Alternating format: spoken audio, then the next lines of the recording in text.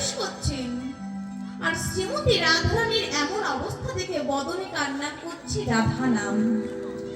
নারদ মুনি যখন আমার বিনায় রাধা নাম করতে করতে বৃন্দা দ্বারকায় প্রবেশ করেছেন, তখন রাধা নাম শ্রবণ করলেন কে? ভগবান শ্রীকৃষ্ণ। রাধা নামে শুনি চমকে উঠিল, রাধা নামে শুনি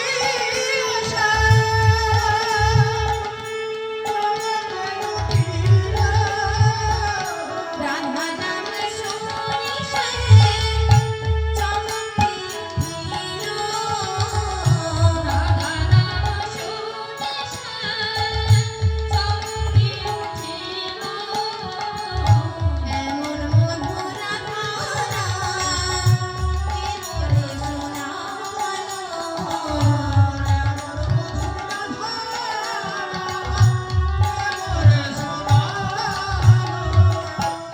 এমন মধুরা ধারা কে মোরে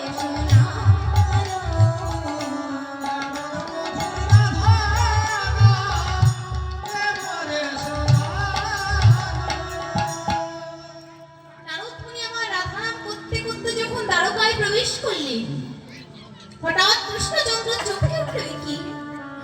আজ 100 বছর পরে আমার কর্ণে এমন মধুর রাধা নাম কে দিল?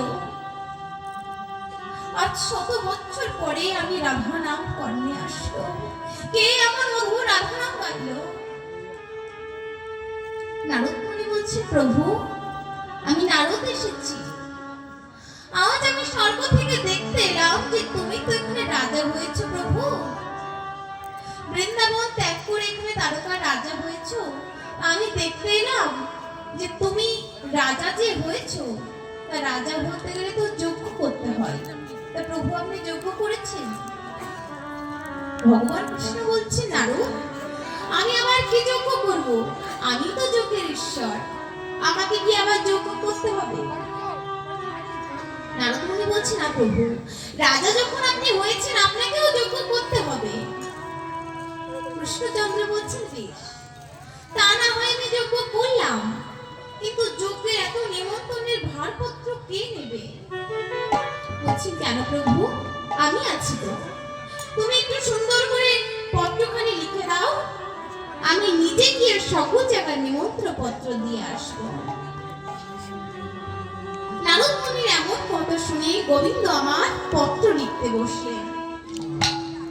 আমার স্বর্গ মত্ত পাতাল সকলকে নিমন্ত্রণ করবে যজ্ঞে। আর নারদ মুনি বলছেন, প্রভু আপনি যে যজ্ঞ করবেন সেই যজ্ঞ হবে আপনার কাছে যে যা চাইবে আপনাকে তাকে তাই দিতে হবে। অর্থাৎ আপনার কাছে যদি সয় সম্পত্তি টাকা পয়সা যা চাই আপনাকে তাই দিতে হবে। তবে কেউ যদি আপনাকে পুত্র জ্ঞানে চায় আপনাকে পুত্র জ্ঞানে যেতে হবে, কেউ যদি আপনাকে দাসত্ব জ্ঞানে চায় আপনাকে দাসত্ব জ্ঞানে যেতে হবে। তাই ভগবান শ্রীকৃষ্ণ আমার নিমন্ত্রণ পত্র লিখে তার দাদা বলরামকে ডেকে বলছে, দাদা দেখো তো দাদা আমার নিমন্ত্রণ পত্র লেখা হয়েছে কিনা।